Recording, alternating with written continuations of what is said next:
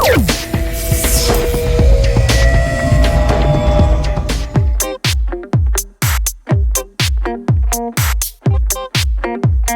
guys, Carl here. Looks like I got a phone call from Daven, so let me go ahead and take it. What's up, Daven? Cool. You ready? Awesome.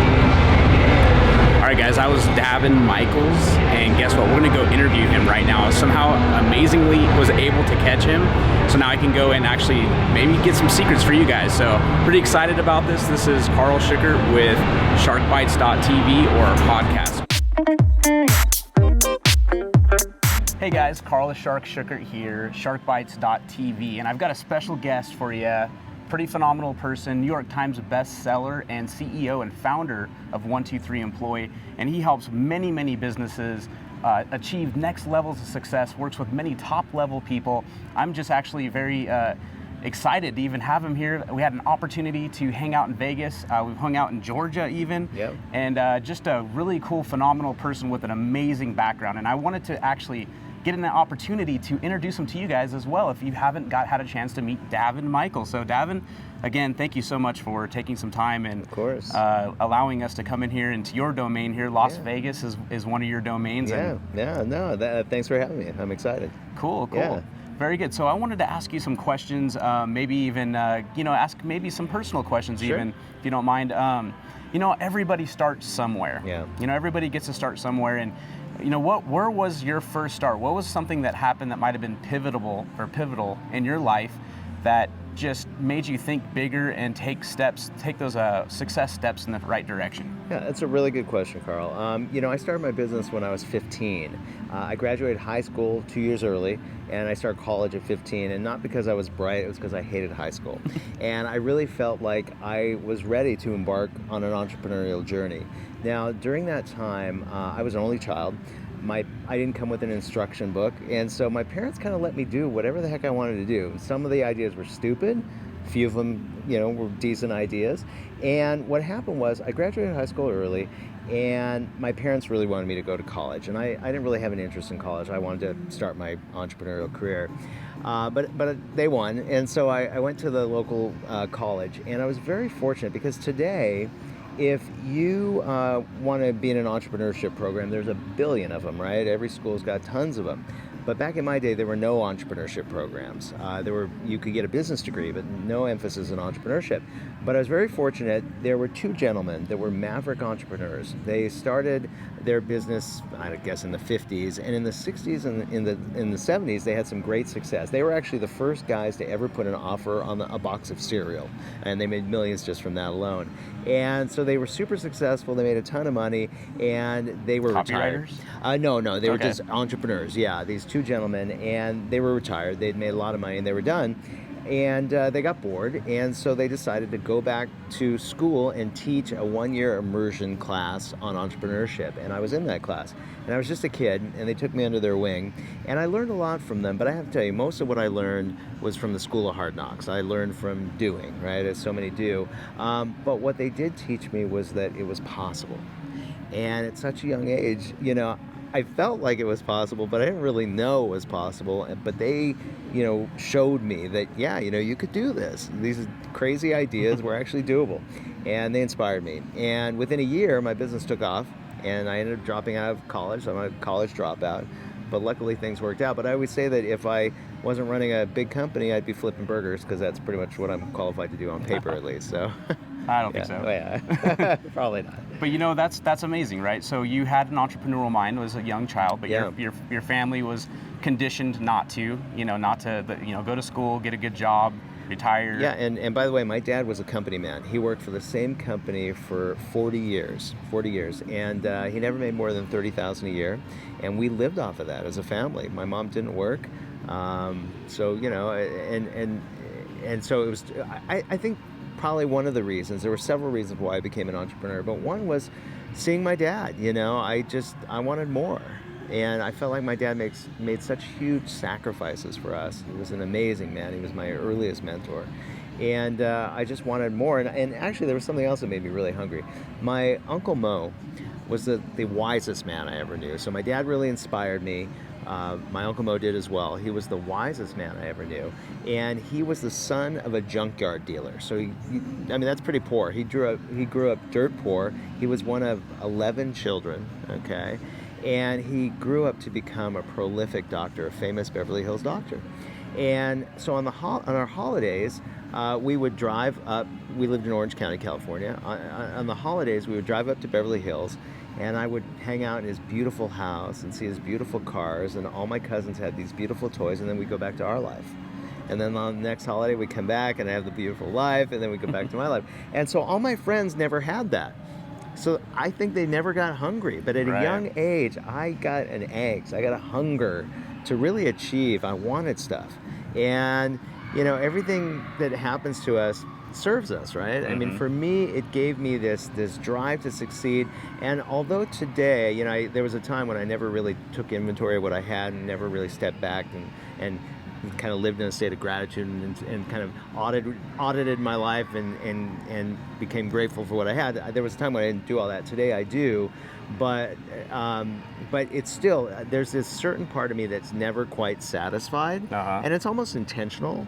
But that's what forces me to achieve. So, you know, 90% of me is like super psyched. I love my life. I can't believe I've got what I've got. I can't believe I get paid to do what I do. I'm very grateful and very humbled.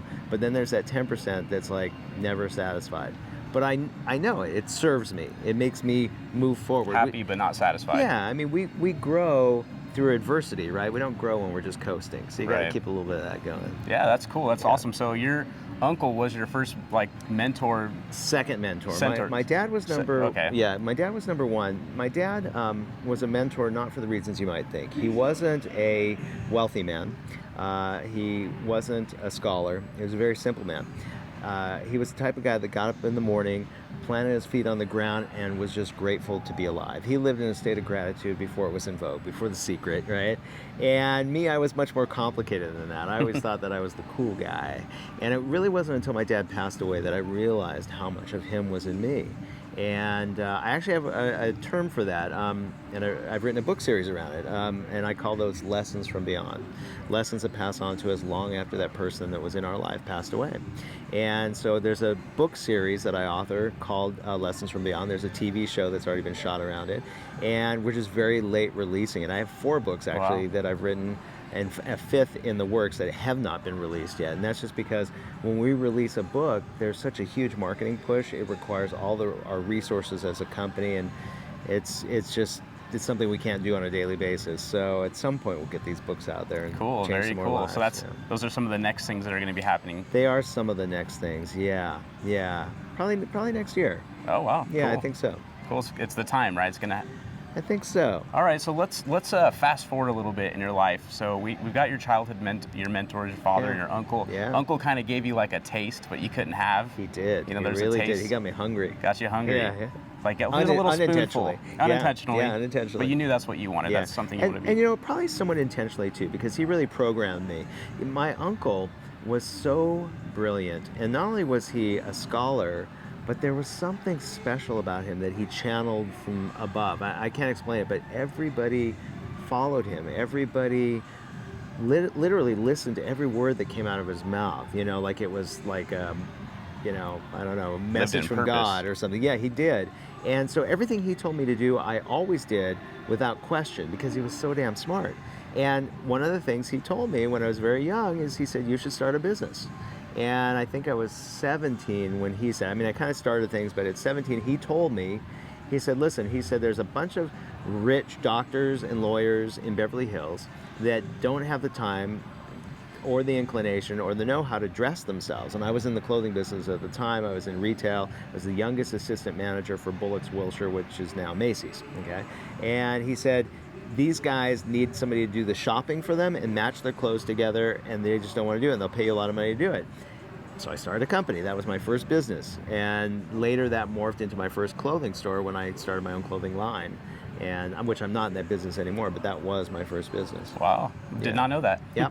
Very, very, very interesting. So yeah, I mean, that's amazing how you can feed children too. Just it makes me think of it, that you could feed children ideas of possibilities, and that you can make them, once an idea turns into a possibility, it becomes real. And and some of them will stick and others won't, right? I know for me, there were so many things that my family told me that they knew because they had been around, right? They had the knowledge from knowing from time, right? And a lot of things I didn't listen to because you have to figure that out for yourself, right? And sometimes you have to fall on your butt and figure it out. But some of the stuff stuck, especially what my Uncle Mo shared with me. Very cool. So let's go forward a little bit more in your life. Obviously, like there's failures, there's triumphs and losses and stuff like that. Yeah. I want to go forward into some of your bigger breakthroughs, but before I do that, what were some of the things you've learned maybe out of some of your failures? Yeah, I'll tell you something. I have the biggest company today that I've ever had. We have hundreds and hundreds of employees, and we take in a lot of money, and we affect a lot of people's lives, and we employ a ton of people. And there's a lot of responsibility that comes with that. But as you get a bigger company, you realize that you're not going to lose it. You're going to make more money. You're not going to be poor again, right? That kind of thing. Well, let me tell you something. You never know. About 2 years ago, we had a huge catastrophe in our business. As a company, you start to grow and you want to take it to the next level, right? And usually as a company, the way you do that, and this is not always the case, but usually you bring on somebody that has been there already. Like we wanted to jump to like a $50 million company. So we brought on a sales VP that had done it before. And we brought on about 35 new employees. We utilized their methodology, and it was a failure. Okay, it didn't work. It didn't match. It was counterintuitive to our company's culture, and as a result, we lost a lot of clients, and I lost a lot of money, hundreds of thousands of dollars, and it was very challenging. I didn't think that I would have to deal with this at this point in my life, right? And so what it did was it forced us as a company to innovate, and everybody pulled together. And 24 months later, this will be our biggest year ever. And not just like biggest by 20% or 30%, but well over 100%, maybe 100 to 200%. Wow. And like I said earlier, we don't really grow when we're coasting. That takes a lot more work to grow when you're coasting, right? But in the face of adversity, you have no choice but to innovate. And that's what we did. The whole team stepped up, and that's kind of really where you learn, who your best people are, and where you discover who you are as a company and what you're capable of doing. And it's funny looking back at that. I'm so grateful, but that was a serious failure in my business. Serious failure, type of failure I hadn't seen in decades. It was big. Wow. Yeah. What was the biggest lesson you think out of that?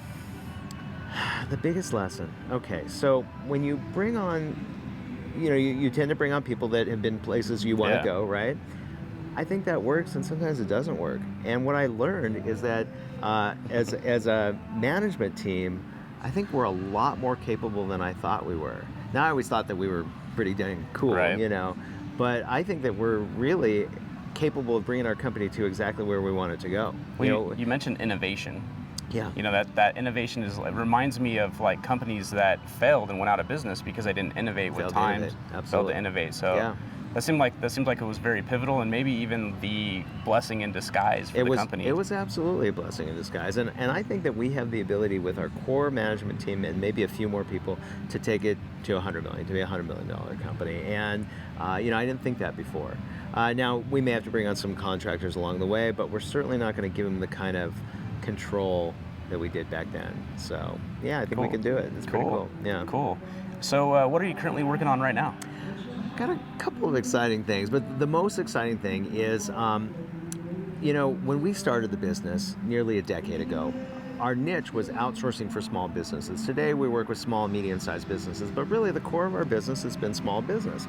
And when we got into the business 9 years ago, to be exact, entrepreneurs knew nothing about outsourcing. The big companies were doing it, like American Express, but small companies knew nothing about outsourcing, nor did they think that they needed to outsource. And so we realized early on, if we wanted to have a market, we would have to somehow build out that market. And we figured out a way. We decided to adopt an educational model. And so I began writing books, and eventually hit New York Times. And then we started creating info products. I started speaking on stages. We started doing events all over the world. And everything we do led into 123 Employee. And today we still use that educational model. And so those are several of the channels that bring us business, but more recently we got into the software business. So 2 years ago we started developing software. We built a dev team, just a small one, and most of the software that we created was either for just kind of small internal things and or for our team. But more recently we have a first kind of widespread release. So next year we release Social Sonic, which we're billing as the world's first social media CRM, and it'll be in a SaaS model. But coming up in November, we're doing something very special. We're doing hundreds of webinars with all our partners, and we're having a special program where we're going to have a lifetime license of Social Sonic with a virtual assistant to run it for them. Wow. And if they have a business, they're good to go. If they don't have a business, we give them 20 pre-populated blogs with affiliate offers built in.